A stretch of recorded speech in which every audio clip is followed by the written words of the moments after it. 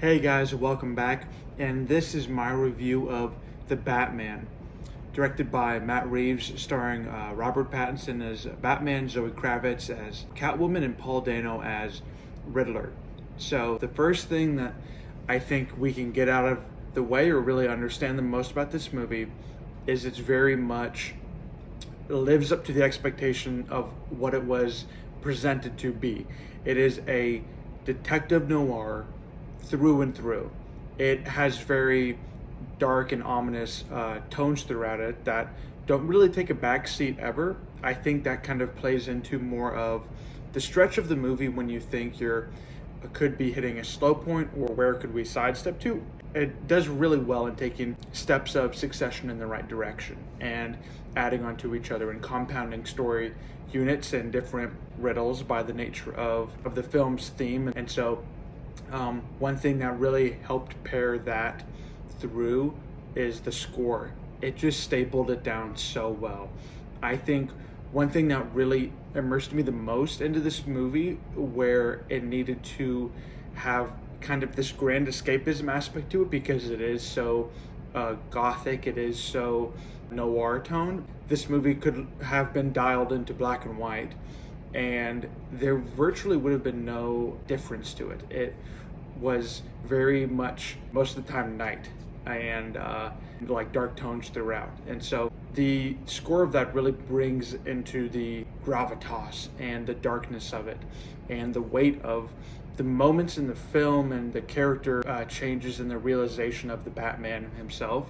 This is one of the first big swings at just the title character in the film, Batman. There isn't much to see of Robert Pattinson's Bruce Wayne or much to really know about. He is a bit mysterious and very hard to read, very beneath the surface still. And I think they were playing into that kind of enigmatic figure type in the villain, mirrored from Bruce Wayne himself, and how he becomes his greatest self and he feels that he is at his most useful now through year two, which is the time in the story where we pick up on Batman in this film, and from the comics it's based on, is that he feels most useful being the Batman full time. And so you'll see him in different settings as the Batman, from night and day, in different whereabouts that we haven't seen him before, and it just really gets into I think the nitty gritty and the shadows and the crevices of Gotham City that we haven't been able to see before, and see how Batman interacts with those like parts of the city that are really seedy and really claustrophobic. And that's really what is like, I think the compass guiding this movie is just like the city falling in on itself and one man's vigilante efforts to punch his way to the top and figure out who's really at the top of this pyramid, who's at the crux of this tipping scale of what's happening in Gotham City and what can I change to make it be a better place. And so I think Robert Pattinson brings his A game as Batman, and when he's Bruce Wayne, few and far between. Colin Farrell as also Penguin is really remarkable and unrecognizable, of course. I think they've shown him in the trailers where he is just like in a complete costume and like a big weight suit, and he is just a few notes shy of hamming it up, where he's really into the character, and I think really playing into like the suave and really the swag and the punchiness that humor has been known to have more in the comics than in, I think, some of his previous movie iterations. From a directorial standpoint, there are racing scenes as well as like still scenes and mystery solving scenes that are measured perfectly, not too much, not too little, and even fight scenes where you have something in between the exhilaration and the stillness and the wondering of what's going on, where you even have just melee hand-to-hand fighting, and just the blocking is really well done. And I think this is some of the most interesting superhero action yet. You have a one-man army, and I'm not gonna spoil the any kind of materials or gadgets or tech he uses, but they're really clever and they're really cool. And I don't think we've seen great iterations before of like some things that he uses in this movie as he's still building his Batman arsenal.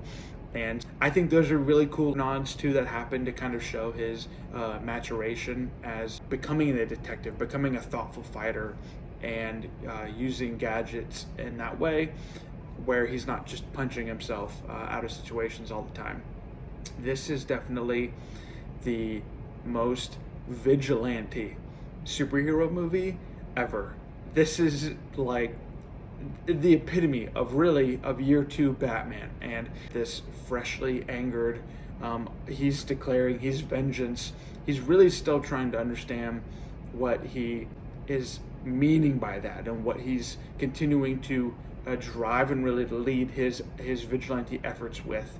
And you can kind of see how that fear that he's been starting to cause in this city unravels in the film as well too.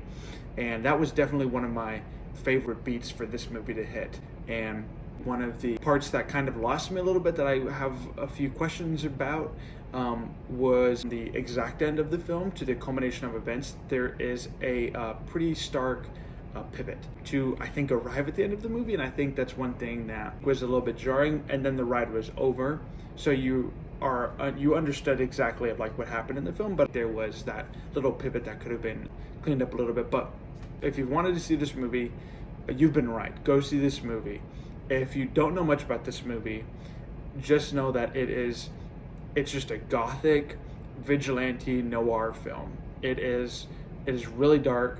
I actually don't believe it was R. I was talking to someone and I wasn't quite sure in my after theater experience if the movie I just saw was R or not, but it definitely toes the line. So I think having that kind of mental parameter going into it can help you align a lot for what story you're about to indulge. So The Batman, really great film. I can see a lot of the references from Seven or Zodiac.